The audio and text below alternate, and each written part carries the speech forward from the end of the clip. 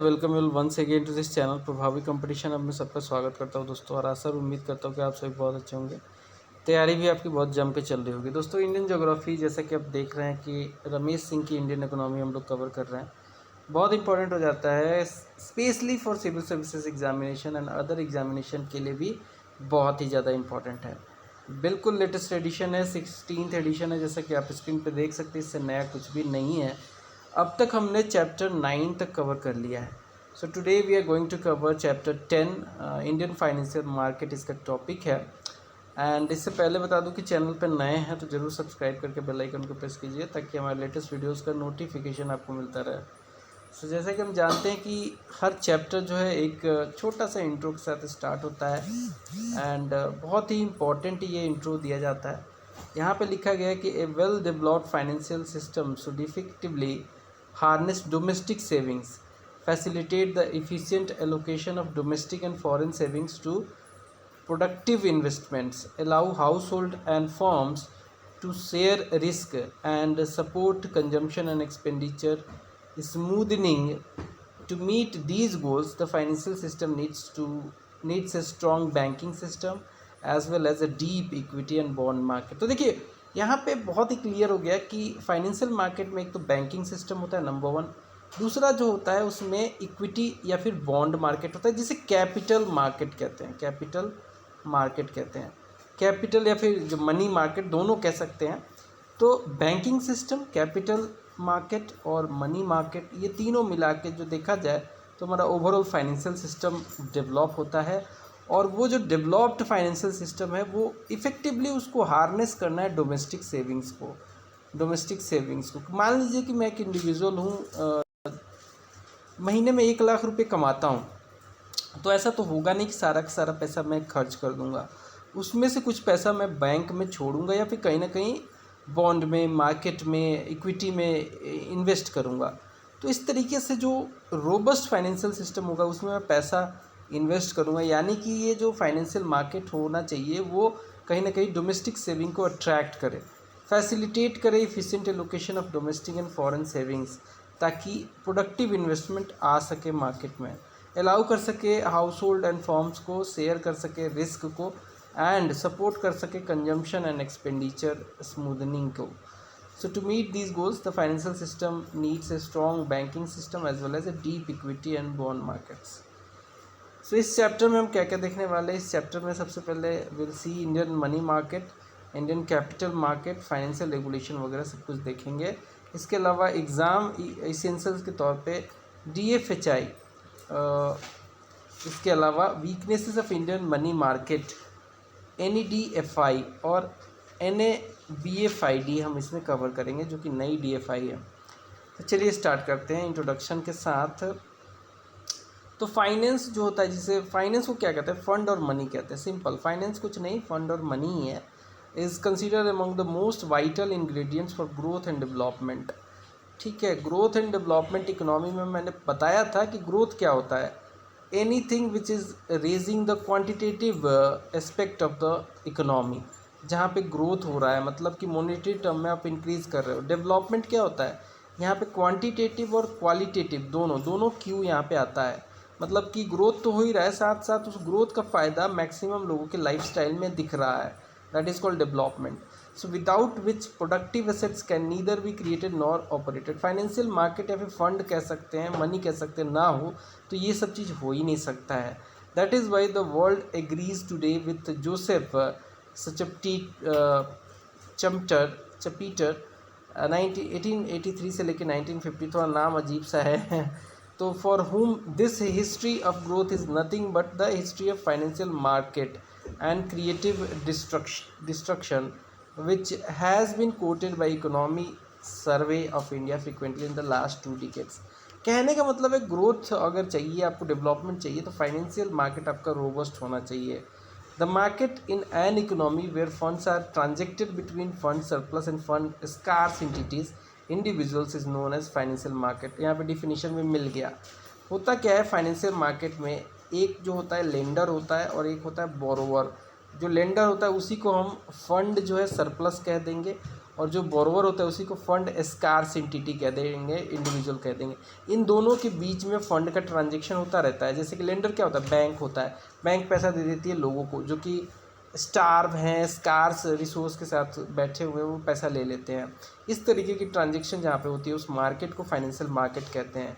So globally it has two segments, one which caters to the needs of short term fund जो कि 364 दिन का होता है, एंड अदर जो कैटर करता है वो लॉन्ग टर्म फंड्स को कैटर करता है 365 दिन या उससे ज़्यादा। सो जो छोटे टर्म के लिए होता है वो मनी मार्केट 1 साल से कम के लिए यानी 364 दिन तक ही होता है, मनी मार्केट करते हैं। और कैपिटल मार्केट जो होता है वो जो होता है 1 साल से ज़्यादा के लिए होता है, 365 दिन से ज़्यादा के लिए होता है, 365 एंड अबव होता है। सो सबसे पहले हमने देख लिया कि भाई दो मार्केट हैं, मनी मार्केट और कैपिटल मार्केट। सबसे पहले क्यों ना हम देख लें मनी मार्केट के बारे में। इंडियन मनी मार्केट की बात करें तो मनी मार्केट जो है भारत में ये ऑपरेट करता है ऑर्गेनाइज्ड और अनऑर्गेनाइज्ड फॉर्म्स में, which have the following chief characteristics. इसके चीफ कैरेक्टरिस्टिक्स क्या क्या हैं देख लेते हैं। जो ऑर्गेनाइज्ड फॉर्म है वो जो है इवॉल्व हुआ है 1987 ऑनवर्ड से। It contains the following 8 instruments which are used by different entities to raise funds for this short term needs. पहला है ट्रेजरी बिल। ट्रेजरी बिल जो होता है सरकार अपने पैसे को रेज करने के लिए जारी करती है। This instrument of the money market to present since independence got organized only in 1986। Independence यानी कि 1947 के बाद से ही ये इस तरीके का फंड रेजिंग का तरीका है, बट ये ऑर्गेनाइज हुआ है 1986 में। They are used by central government, जैसा कि मैंने अभी बता दिया था आपको कि सेंट्रल गवर्नमेंट को भी पैसे की ज़रूरत पड़ती है, तो different type of treasury bill ये इशू करती है। टोटल 5 तरीके के ट्रेजरी बिल इशू करती है, बट मनी मार्केट में आता है तो 364 दिन से ज़्यादा नहीं हो सकता है। एंड ये इसलिए इशू करती है ताकि फुलफ़िल कर सके शॉर्ट टर्म लिक्विडिटी रिक्वायरमेंट जो गवर्नमेंट का है for a period of 364 days. So there developed 5 types of treasury bills in due course of the time. Number 1 जो है वो 14 डेज़ का ट्रेजरी बिल है, इसे इंटरमीडिएट ट्रेजरी बिल भी कहा जाता है। अगला जो है वो 14 डेज़ का ऑक्शनेबल ट्रेजरी बिल है। इंटरमीडिएट ट्रेजरी बिल और ऑक्शनेबल ट्रेजरी बिल में अंतर ये है कि ऑक्शनेबल जो ट्रेजरी बिल होता है उसे ऑक्शन किया जा सकता है, ठीक है, ऑक्शन किया जा सकता है और उसके पैसे भजाए जा सकते हैं बीच में भी। 91 डे का एक ट्रेजरी बिल होता है, फिर 182 डेज़ का होता है और लास्टली 364 डेज़ का ट्रेजरी बिल होता है। टोटल 5 तरीके के ट्रेजरी बिल्स होते हैं। Out of the above 5 variants of treasury bills at present only the 91 days treasury bill, 180 days treasury bill और 364 डेज वाला ट्रेजरी बिल जो है इशू करती है गवर्नमेंट। बाकी जो 2 ट्रेजरी बिल थे, एक 14 दिन का इंटरमीडिएट ट्रेजरी बिल और एक 14 ही दिन का जो था ऑक्शनेबल ट्रेजरी बिल, अब सरकार उसे जो है डिसकंटिन्यू कर चुकी है 2001 से ही। अगला जो यहाँ पे एक नॉलेज प्रोस्पेक्टिव से दिया गया DFHI के बारे में। इसका जो फुल फॉर्म है वो है discount and finance house of India. This was set up by RBI jointly with public sector banks and financial institutions in 1988 to serve twin aims. 2 M जो है, देखो सबसे पहली बात तो ये RBI ने इसको इस्टेब्लिश किया था, सेटअप किया था jointly with public sector banks PSBs, जैसे कि state bank of India and तमाम जो बाकी बची जो हैं पब्लिक सेक्टर की बैंक्स, बड़ी बड़ी bank of Baroda, Punjab national bank, Canara banks, इस तरीके की सब बैंकों ने मिलके और फाइनेंशियल इंस्टीट्यूशंस कुछ हैं वो मिलके 1988 में इसे फॉर्म किया गया था 2 ऑब्जेक्टिव के लिए, ताकि ब्रिंग किया जा सके liquidity equilibrium in banking system. Liquidity क्या होता है? कैश, किसी भी चीज़ को कैश में कन्वर्ट करना। जितना पैसा होगा आपके पास हाथ में कैश है ना, दैट इज़ लिक्विड मनी। दूसरा है imparting liquidity to organised money market. Mainly liquidity के लिए ही ये लाया गया था। सो 2004 में its total holding was transferred to SBI gilt limited, after which it is known as SBI DFHI. Today it operates on commercial basis as the largest two-way that is lender as well as borrower की तरह के काम करता है, primary dealer in the financial market of the country. क्या करता है ये? बैंकों से जो होता है ये लिक्विडिटी के लिए बैंकों का बॉन्ड खरीद लेता है, उनको कैश दे देता है। कई बार बैंकों के पास ज़्यादा लिक्विड हो गया तो वो क्या करता है, अपना बॉन्ड दे देता है, लिक्विड वहाँ से आउट कर लेता है। तो इस तरीके से जो है DFHI काम करता है। अब आगे बढ़ेंगे और देखेंगे हम लोग सर्टिफिकेट ऑफ डिपॉजिट्स क्या है। हमने पहले ट्रेजरी बिल देखा, अब हम सर्टिफिकेट ऑफ डिपॉजिट्स देखेंगे, जो कि मनी मार्केट का ही एक इंस्ट्रूमेंट है। सो ये ऑर्गेनाइज कर दिया गया था इसको 1989 में। The commercial deposit was originally used by banks to fulfil their funding requirement for a specific or specified period ranging less than 1 year. होता क्या है कि ये सर्टिफिकेट ऑफ डिपॉजिट जारी करके बैंक अपना फंड रेज करती है। They are negotiable and tradable in money market as per the changes affected in June 2021। Banks can issue it for minimum of 7 days and maximum 1 साल तक issue कर सकती हैं। तो ये मिनिमम मैक्सिमम आप याद रखेंगे, सवाल आपसे MCQ पूछा जा सकता है। मिनिमम वैल्यू जो जिसके लिए इशू किया जा सकता है वो है 5 लाख रुपये। Later on, RBI allowed more entities to issue it. Today, AIFI, that is All India Financial Institutions, and scheduled commercial banks जो है, regional rural banks जो है, and small finance bank जो है, all are allowed to issue certificate of deposit. The AIFIs are allowed to issue CD for a period of 1 to 3 years, 1 से 3 साल तक issue किया जा सकता है। इंडिविजुअल रेजिडेंट जो हैं इंडिया के, they are allowed to invest in CD commercial certificate of deposit. RBI has removed other categories of investors from its eligibility criteria. Next जो आता है वो CP आता है, कॉमर्शियल पेपर कहते हैं। कॉमर्शियल पेपर ये भी ऑर्गेनाइज हुआ था 1990 में। It is an unsecured promissory note and is used by highly rated corporate borrowers which should be a listed company with a tangible net worth of not less than 4 crore rupees. So later on all India financial institutions जो है AIFIs जो है primary dealers PDs जो है and satellite dealers जो है they were also allowed to issue this commercial paper. Basically एक तरीका है, अनसिक्योर्ड प्रॉमिसरी नोट होता है ताकि जो है हाईली रेटेड जो कॉर्पोरेट बोरोवर्स है इसको जारी करके कि भाई एक तरीके का कोलेट्रल टाइप का होता है, इससे पैसा रेज कर सकते हैं। They were also allowed to issue it. So it was initiated to fulfill two aims, that is facilitating short-term fund requirement of the entities and providing an additional instrument to investors. The CP issuing companies need to obtain a specified credit rating from an agency approved by RBI, Reserve Bank of India, such as CRISIL, ICRA, etc. CP can be issued in denomination of rupees 5 lakh and its multiples for maturity between a period of 7 days से लेकर maximum 1 साल तक के लिए issue किया जा सकता है। Aimed at broadening investor participation in October 2019 SEBI ने अलाउ किया लिस्टिंग ऑफ कॉमर्शियल पेपर्स को, इनको भी लिस्ट करना शुरू कर दिया गया है।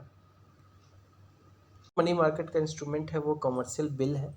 This was organised in 1990। This a commercial bill is issued by all India financial institution. ध्यान रखिएगा AIFIs के द्वारा इसको इशू किया जाता है, NBFCs के द्वारा किया जाता है। NBFCs ऐसी ऑर्गेनाइजेशंस होती हैं जो कि बैंक के तरीके ही दिखती हैं बट डिपॉजिट्स नहीं लेती है, बट लेंडिंग करती हैं। डिपॉजिट्स नहीं लेंगी, सिर्फ लेंडिंग करेंगे।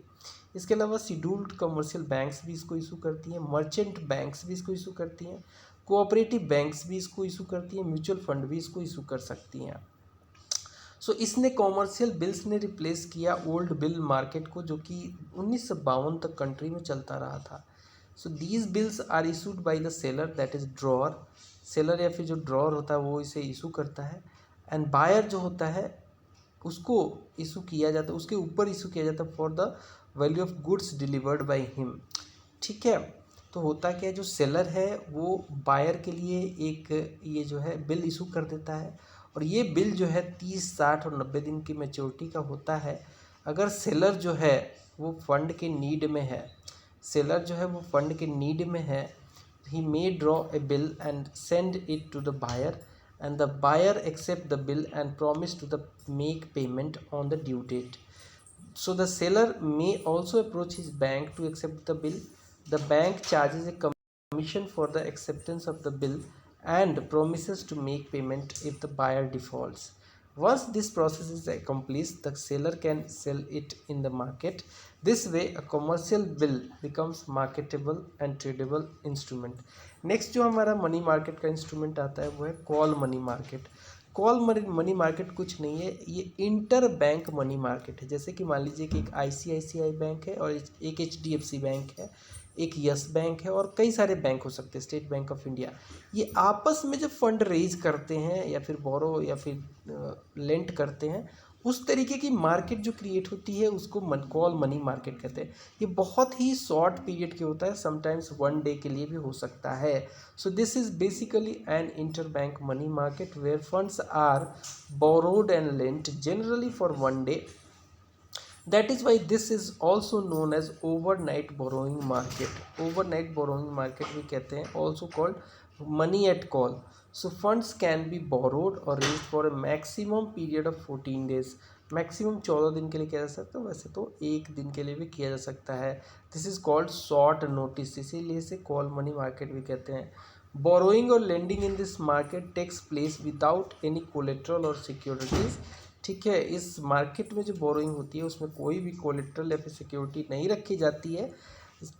रेट ऑफ इंटरेस्ट जो होता है वो जनरली जो होता है वो ग्लाइड करता है रेपो रेट के ऊपर of the time. Principal remains very simple. Principal ये रहता है कि जितने लंबे समय के लिए लोगे उतना ही लंबा जो है उतना ही ज़्यादा इंटरेस्ट रेट देना पड़ेगा। 1 दिन के लोगे बहुत कम इंटरेस्ट रेट देना पड़ेगा, ऑलमोस्ट रेपो रेट के आसपास, लेकिन उससे ज़्यादा लोगे तो रेपो रेट से थोड़ा सा ज़्यादा देना पड़ेगा। Depending upon the availability and demand of funds in this market, the real call rate revolves near the current repo rate, उसी के आसपास घूमता रहता है।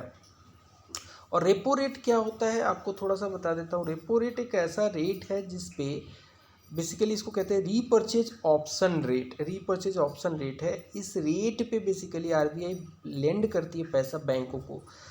Only scheduled commercial banks and primary dealers जो होते हैं वो they are allowed to operate in this market as both borrowers and lenders.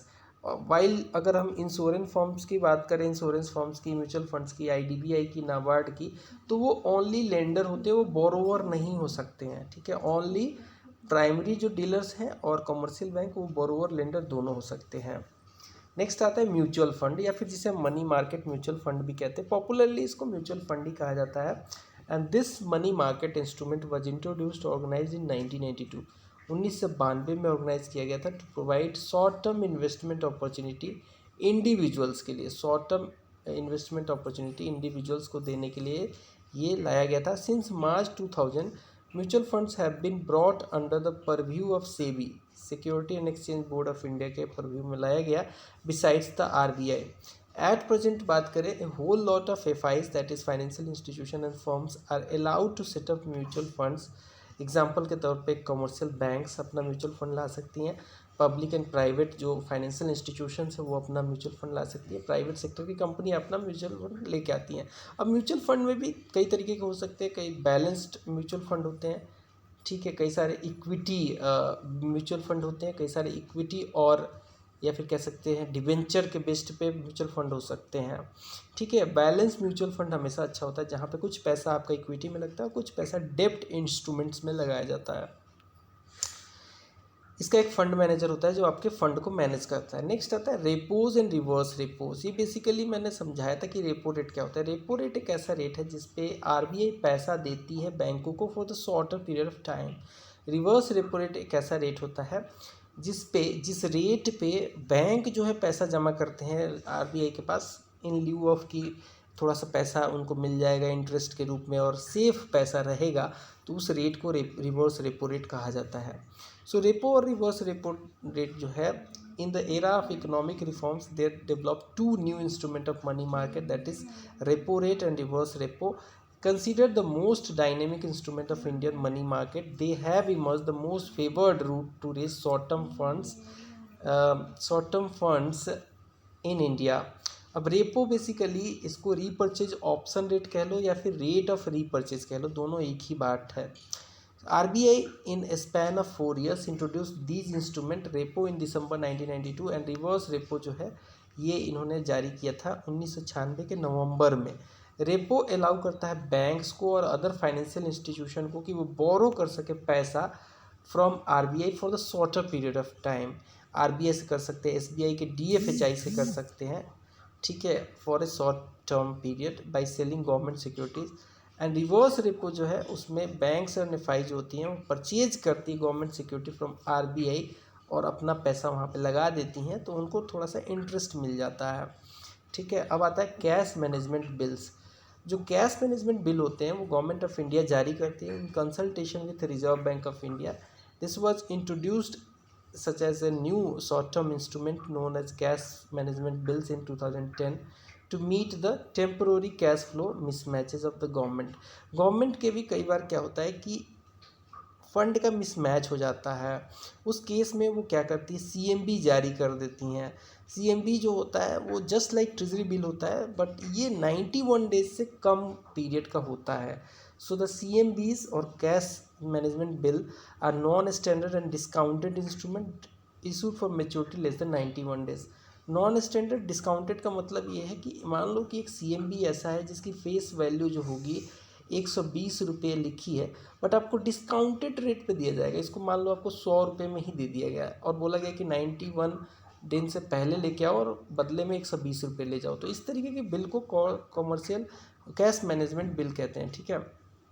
The cash management bills have the generic character of treasury bill. देखो मैं यहाँ पे बताया था शुरू में ही कि ट्रेजरी बिल की जैसी ही होती हैं, बट थोड़ा सा जो होता है ना कि इसमें 91 डेज से कम होती है। जनरली आज की डेट में ट्रेजरी बिल 91, 182 और 364 डेज की इशू की जाती है, बट सीएमबी जो है लेस देन 91 डेज की होती है। They are tradeable and qualify for ready forward facility and investment in it is considered as an eligible investment in the government securities by the banks for statutory liquidity fund। अब statutory liquidity fund एक ऐसा ratio जो है, statutory liquidity ratio एक ऐसा ratio है जो कि बैंकों को अपने आप पास ही मेंटेन करना पड़ता है। मान लो किसी बैंक का कैपिटल है 100 CR, तो as per the norm of RBI बैंकों को SLR मेंटेन करना पड़ता है। ये कैश में भी होगा, ये गवर्नमेंट सिक्योरिटी में भी हो सकता है, ये गोल्ड में भी हो सकता है, तीनों का कॉम्पोजिशन रहता है। तो SLR मान लो कि 18% चल रहा है, तो 100 करोड़ का 18% यानी कि 18 करोड़ रुपया ये लेंड नहीं कर सकती हैं बैंक, इनको अपने पास रखना पड़ता है SLR के तौर पे, इसे लेंडिंग में नहीं लाना है। तो ये SLR के तौर पे जो है सीएमबी को यूज कर सकते हैं बैंक जो होते हैं। अब हम बात करेंगे unorganised form of money market, उसके इंस्ट्रूमेंट के बारे में। ऑर्गेनाइज्ड फॉर्म की बात करें तो remnants of past the unorganized but officially recognized money market in country has the following three categories, that is unregulated non-banking financial institutions। Indigenous bankers थे पहले, लाइक गुजराती, मुल्तानी एंड सिकरपुरी, श्रॉफ, कायाज, मरवाड़ीज, चेटियार्स, ये सब पैसा देते थे बट इन पे कोई रेगुलेशन नहीं था। लोकल मनी लेंडर्स जो कि काफ़ी साहूकार होते थे, बिजनेसमैन होते थे, लैंडलॉर्ड होते थे, सेठ होते थे, ये सब क्या है ना एक्सऑर्बिटेंट रेट ऑफ इंटरेस्ट लेते थे, बट पैसा ये लोग भी देते थे। So this kind of people और इस तरीके की जो भी unorganised form of credit facilitation था उसे अनऑर्गेनाइज्ड फॉर्म में रखा गया है। इंटरेस्ट रेट इस मार्केट में काफ़ी एक्सप्लॉइटिव होता था और अभी भी होता है, अभी भी ये फॉर्म ऑफ जो मार्केट है अभी एग्जिस्ट करता है। यहाँ पे 33.3% पर एनम तक भी रेट ऑफ इंटरेस्ट हो सकता है, इतना ज़्यादा एक्सप्लॉइटेशन होता था इसमें और होता भी है अभी। Officially however in practice they may be much higher, इससे भी ज़्यादा हो सकता है। अगर हम थोड़ा सा नॉलेज पर्सपेक्टिव से एक और ये बॉक्स देखें तो यहाँ पे दिए गए weakness of Indian money market. भारतीय मनी मार्केट के वीकनेसेस क्या हैं। India's money market is today counted among the best in Asia but with its own weak points. इसका पहला वीक पॉइंट जो है that is lack of general financial inclusion. Financial inclusion क्या होता है कि जितने ज़्यादा लोगों को फाइनेंशियल मार्केट से जोड़ो, फाइनेंशियल सिस्टम से, बैंकों से जोड़ो, उसे फाइनेंशियल इंक्लूजन कहते हैं। ये अभी भी लैक करता है भारत में। It also serves mainly the governments and regulated public private financial entities, ठीक है। इसमें इंडिविजुअल को इतना ज़्यादा बेनिफिट नहीं मिलता है, इसे हमेशा government, public, private financial entities, बड़े प्लेयर को ही ये देता है पैसा, उन्हीं से ये डील करता है। सैलो पेनिट्रेशन है as it does not cater to the needs of small entities it serves only the corporate entities. तो इस वजह से ये सब कुछ दिक्कतें हैं मनी मार्केट में, भारतीय मनी मार्केट में। Due to these reasons even after the evolution of 8 organised instruments the older unorganised components still operate in country as they are only people to whom unserved go for their short term needs of the funds. Now will discuss about Indian capital market. हमने Indian money market cover कर लिया है। Now will discuss about Indian capital market. So to promote growth and development building productive asset is essential for which long term fund is required. ठीक है, long term पैसा भी तो चाहिए। Short term में हमने देखा था कि मनी मार्केट जो था 364 दिन के लिए ही होता है, लेकिन एक साल या उससे ज़्यादा के लिए क्या होगा, कैपिटल मार्केट। कैपिटल मार्केट जब मैं बात करता हूँ तो आपको समझ जाना चाहिए स्टॉक एक्सचेंज, इक्विटी, डेब्ट मार्केट, ये सब उसमें आता है। Beginning with the financial institutions the government evolved the following structure of the capital market in due course of time. Number 1 इसमें आती हैं financial institutions. Financial institutions like banks एक अच्छी एग्जांपल है जो कि इसमें पार्टिसिपेट करते हैं। So they provide development loans like banks, however they were fully funded owned by either government or private sector. Over time 4 such institutions evolved in the country. वो क्या क्या हैं देख लेते हैं। नंबर 1 इसमें आता है all India financial institutions. All India financial institutions जो होती हैं उसकी शुरुआत होती है Indian Financial Corporation of India से। 1948 में इसका गठन होता है through the act of Parliament. A number of other all India financial institutions were set up in the country over the time, जैसे कि आईसीआईसीआई ये प्योरली एक ऑल इंडिया फाइनेंशियल इंस्टीट्यूशन थी जो कि बाद में बैंक बन गई। ठीक है, इसके अलावा आईडीबीआई ये भी बाद में बैंक बनी, 1964 में इसका इस्टेब्लिशमेंट हुआ था। ठीक है, industrial development bank of India कहते हैं इसको। NABARD national bank for agriculture and rural development 1982 में। ये ऑल इंडिया फाइनेंशियल इंस्टीट्यूशन है। ये क्या करती हैं, फाइनेंस करती हैं। जैसे कि नाबार्ड का काम क्या है, एग्रीकल्चर फील्ड में, रूरल डेवलपमेंट में पैसा बांटना। एग्जिम बैंक जिसका काम है एक्सपोर्ट इंपोर्ट फील्ड में पैसा फाइनेंस करना। एनएचबी नेशनल हाउसिंग बैंक 1988 में बना था। SIDBI small industrial development bank of India बोलते हैं, 1990 में बना था। आईआईबीआई 1997 में बना था। एक्सेप्ट आईसीआईसीआई जो कि एक प्राइवेट सेक्टर की वेंचर फॉरेन बैंक है, डोमेस्टिक फाइनेंशियल इंस्टीट्यूशन हुआ करते थे। And RBI the rest were owned by government of India या फिर आरबीआई के द्वारा ओन किया जाता है। जबकि आईसीआईसीआई एक प्योरली प्राइवेट सेक्टर वेंचर है फॉरेन बैंक्स का। इसमें डोमेस्टिक फाइनेंशियल इंस्टीट्यूशंस का भी शेयर है और आरबीआई का भी इसमें शेयर है। Now will discuss one more box that is NEDFI. ठीक है, एनईडीएफआई क्या है, North Eastern Development Finance Corporation Limited इसको बोलते हैं। North Eastern Development Finance Corporation Limited इसको बोलते हैं। It is a public financial institution, public मतलब सरकारी, of the government with its head office in Guwahati Assam. Officially set up as a non banking financial company NBFC के तौर पे बनी थी अंडर मिनिस्ट्री ऑफ फाइनेंस। 1996 में इस्टेब्लिश हुई थी। It was shifted to newly created DoNER that is ministry of development of north eastern region में shift हुई 2004 में। Dedicated to development of entrepreneurship in the north eastern region जो कि पिछड़ा माना जाता है। इसका मेन फंक्शन क्या है, ये फाइनेंशियल सपोर्ट का काम करती है माइक्रो, स्मॉल, मीडियम और लार्ज इंटरप्राइजेस के लिए, ताकि वो सेटअप कर सके इंडस्ट्रियल और एग्री अप्लाइड प्रोजेक्ट्स को। उसमें पैसा देती है उनको, माइक्रो फाइनेंस करती है, ऑफर करती है consultancy and advisory services to the states, private sectors and other agencies को भी ये देती है अपनी सर्विस। इसके अलावा ये फंक्शन करती है as the nodal agency for disbursal of government incentives to the industries in the region under the North-East Industrial and Investment Promotion Policy 2007 के हिसाब से। So once the banks become stronger, these institutions, हम बात करें all India financial institutions की, these institutions faced tough competition from the banks which were able to offer cheaper loans by mobilizing cheaper funds. तो शुरू में बैंकों का role इतना ज़्यादा नहीं था। मैं बात कर रहा हूँ 1950 के दशक के आसपास की। लेकिन उस समय तो ये सब इंस्टीट्यूशन जो हुआ करती थी all India financial institutions, ICICI, IDBI, CDB, ये अच्छा काम कर रही थी। लेकिन जैसे जैसे बैंक ग्रो करने लग गई तो इनका रोल थोड़ा सा कम होने लग गया, क्योंकि बैंक जो है चीपर लोन्स देने लग गई। They were converted into development और यूनिवर्सल बैंक इनको बना दिया गया। जैसे कि the era of economic reform 1991 और उसके बाद आईसीआईसीआई जो एक ऑल इंडिया फाइनेंशियल इंस्टीट्यूशन हुआ करती थी उसको बैंक बनाया गया, साथ में आईडीबीआई को भी बैंक बना दिया गया था। इनको यूनिवर्सल आईसीआईसीआई को पहला यूनिवर्सल बैंक बनाया गया जो कि एक ऑल इंडिया फाइनेंशियल इंस्टीट्यूशन से बैंक बन गई। दूसरी बनी आईडीबीआई और ये ऐसा हुआ आईसीआईसीआई के साथ 2000 में और आईडीबीआई के साथ 2002 में। एट प्रेजेंट आरबीआई रेगुलेट करती है only 4 all India financial institution को, जिसमें आता है NABARD, national bank for agriculture and rural development बोलते हैं, SIDBI small industrial development bank of India बोलते हैं, एनएचबी नेशनल हाउसिंग बैंक बोलते हैं, EXIM that is export import bank इसको कहा जाता है, नाब एफआईडी, इनको ये जो है ऑपरेट करती है। ठीक है, रेगुलेट और ऑपरेट करती है आरबीआई। नेक्स्ट आता है इन्वेस्टमेंट इंस्टीट्यूशंस। इन्वेस्टमेंट इंस्टीट्यूशंस, हम फाइनेंशियल इंस्टीट्यूशंस की बात कर रहे हैं, उसमें हमने ऑल इंडिया फाइनेंशियल इंस्टीट्यूशन देख लिया। दूसरा आता है investment institution. Over the time 3 such institutions way developed by government, namely life insurance corporation जो कि लाइफ इंश्योरेंस के फील्ड में काम करती है, 1956 में बनी थी।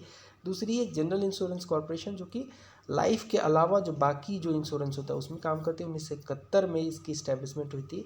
और तीसरी है यूनिट ट्रस्ट ऑफ इंडिया, 1964 में इस्टेब्लिशमेंट हुआ था। So during the period of financial sector reforms, while the first two that is LIC and GIC become part of insurance industry, the last become part of the mutual fund। UTI अब एक mutual fund industry का part बन गया है, which is part of the security market today. Next आता है specialised financial institutions.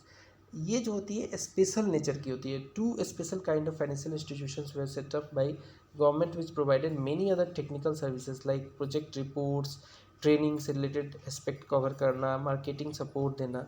Besides funds namely the risk capital technology corporation RCTC जो कि 1988 में बनी थी, और टूरिज्म फाइनेंस कॉरपोरेशन, ये स्पेशलाइज्ड है, टूरिज्म के फील्ड में ही ये पैसा को फाइनेंस करती है। 1989 में इसका गठन हुआ था।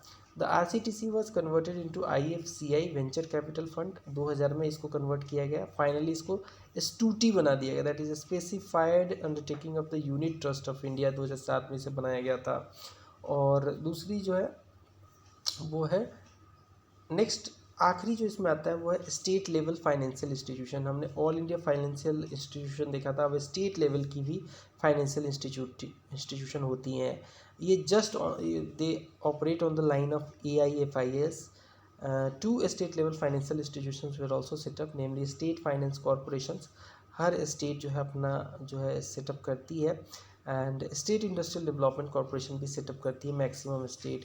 ये टोटल 21 है और स्टेट फाइनेंशियल कॉरपोरेशन टोटल 18 है। ठीक है, और ये काम क्या करती है, इंफ्रास्ट्रक्चर, मतलब कैसे डिवोल्यूशन होगा टैक्स का, कहाँ कहाँ पैसा जाएगा, ये सब जो है काम करती हैं, मतलब मेनली फाइनेंस करने का काम करती हैं। यहाँ पे एक और बॉक्स है दोस्तों जिसका नाम है NaBFID, the new DFI। So a new development financial institution that is DFI and NABFID, that is National Bank for Financing Infrastructure and Development, this was set up by government in 2021 with the following objectives। इसके objective देख लेते हैं। Number 1 जो इसका objective है, for providing long term funds beyond the acceptable limits of banks and financial institutions, ये देती हैं। It's capital base is of ₹1 lakh crore, fully owned by government of India। However, the government's shareholding जो है will be diluted to 26% over the time। Next जो है, it is allowed to raise funds by issuing bonds in rupee, foreign currency वगैरह में। Governed by board of directors, it is regulated by Reserve Bank of India। ठीक है, next आता है banking industry. Capital market के composition में next आता है बैंकिंग इंडस्ट्री। सो ट्रेसिंग इट्स ओरिजिन इन pre independent time, banking industry जो है कंट्री का, it is counted today among the finest in the world, finest in the world माना जाता है। इसके लिए हम चैप्टर 11 पढ़ेंगे। Insurance industry again very important, rooted in pre independence period, the insurance industry of the country is today the fastest growing sector of the world. इसके लिए हम चैप्टर 12 भी पढ़ेंगे। एंड इसके अलावा security market, organising in the late 18th century, the organised development of security market began in 1988 in the country, today considered among the finest in the world. हमारा जो Nifty है, सेंसेक्स है, ये security market में ही आता है। Chapter 13 पढ़ेंगे हम। फिर आता है financial regulation. India has a multiple regulatory architecture in the financial sector. अब देखो फाइनेंशियल सेक्टर एक ऐसा फील्ड है जहाँ पे लोगों का हार्ड अर्नड मनी लगता है, और पैसा जहाँ पे भी इन्वॉल्व होता है वहाँ पे फाइनेंशियल रेगुलेशन रेगुलेटरी आर्किटेक्चर बहुत ही रोबस्ट होना चाहिए। The design has developed complexities over time due to the number of regulatory, quasi-regulatory, non-regulatory but still regulating bodies, overlapping ambiguous operational design and their influence. A brief overview of the financial regulatory framework is given below. इसके बारे में देख लेते हैं। Number 1 आता है regulatory agencies. Regulatory agency में India has product wise regulation, regulators है प्रोडक्ट वाइज। जैसे आरबीआई जो है वो रेगुलेट करता है क्रेडिट प्रोडक्ट्स को, सेविंग्स को, रिमिटेंसेस को ये रेगुलेट करता है। रिमिटेंसेस में पेमेंट एंड सेटलमेंट सिस्टम इसका एक एक्ट है। इसके अलावा क्रेडिट प्रोडक्ट में बैंकों पे नकेल कस के रखता है कि भाई कहीं ऐसा तो नहीं कि डिफ़ॉल्ट कर जाएंगी। सेबी रेगुलेट करता है इन्वेस्टमेंट प्रोडक्ट को, और insurance regulatory and development authority जो है वो रेगुलेट करता है इंश्योरेंस प्रोडक्ट्स को। एंड पीएफआरडीए जो है pension fund regulatory and development authority, ये रेगुलेट करता है पेंशन प्रोडक्ट्स को। इसके अलावा जो फॉरवर्ड मार्केट कमीशन है ये रेगुलेट करता है commodity based exchange traded futures को, which was merged with SEBI by late 2015। इसके अलावा आता है क्वासी रेगुलेटरी एजेंसीज। जो क्वासी रेगुलेटरी एजेंसीज हैं, there are several other government bodies perform quasi regulatory functions, जैसे कि नेशनल बैंक जो होती हैं, national bank for agriculture and rural development एक है, नाबार्ड कहा जाता है। इसके अलावा सिडबी है, स्मॉल इंडस्ट्रीज़ या फिर industrial development bank of India भी कहते हैं। इसके अलावा नेशनल हाउसिंग बैंक है। द नाबार्ड जो है, the NABARD supervises regional rural banks as well as state and district cooperative banks. The NHB that is national housing bank regulates housing finance companies. और इसके अलावा सिडबी जो है वो रेगुलेट करता है स्टेट फाइनेंस कॉरपोरेशंस को, स्टेट फाइनेंस कॉरपोरेशंस को रेगुलेट करता है। सेंट्रल मिनिस्ट्रीज़ की बात करें तो there are certain ministries of the government of India, they are also involve in policy making in the financial system. The ministry of finance जो है is most prominently involve through its representatives on the board of SEBI, IRDA and RBI. The Ministry of Finance and Ministry of Small Scale Industries have representatives on the SIDBI, that is Small Industrial Development Bank of India के board में इसके representative है। और ministry of urban development जो है represent करता है अपने बंदों के साथ नेशनल हाउसिंग बैंक बोर्ड को। तो कहीं ना कहीं सरकार का नकेल है इनके ऊपर। मिनिस्ट्री ऑफ फाइनेंस के representatives they are also the board of on the boards of public sector banks and development financial institution के भी बोर्ड में ये होते हैं। इसके अलावा स्टेट गवर्नमेंट्स के जो होते हैं लोग through the registrar of cooperatives who are under the department of agriculture and cooperation, the state governments regulate the cooperative banking institution. Registrar of cooperative के द्वारा स्टेट गवर्नमेंट जो है कोऑपरेटिव बैंकिंग इंस्टीट्यूशंस को रेगुलेट करती है in their respective states. The state government has also sometimes claimed a regulatory role in certain other cases. इसके अलावा जो स्पेशल स्टैट्यूट्स है for certain financial intermediaries, just like some key financial services intermediaries such as SBI, and इसके जो associate banks है before there consolidation, finally इसको SBI में associate banks जो 6 थी इसको मिला के अब SBI में सबको डाल दिया गया है 2017-18 में।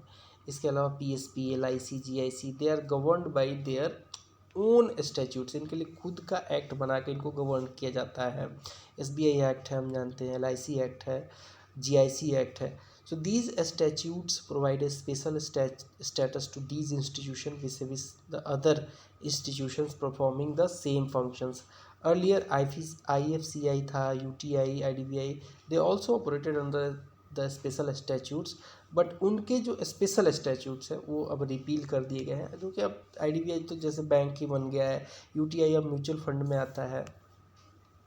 इसके अलावा इस्टेब्लिशमेंट किया गया है फाइनेंशियल सेक्टर डेवलपमेंट काउंसिल का। So a few years ago an important addition was made to the regulatory architecture.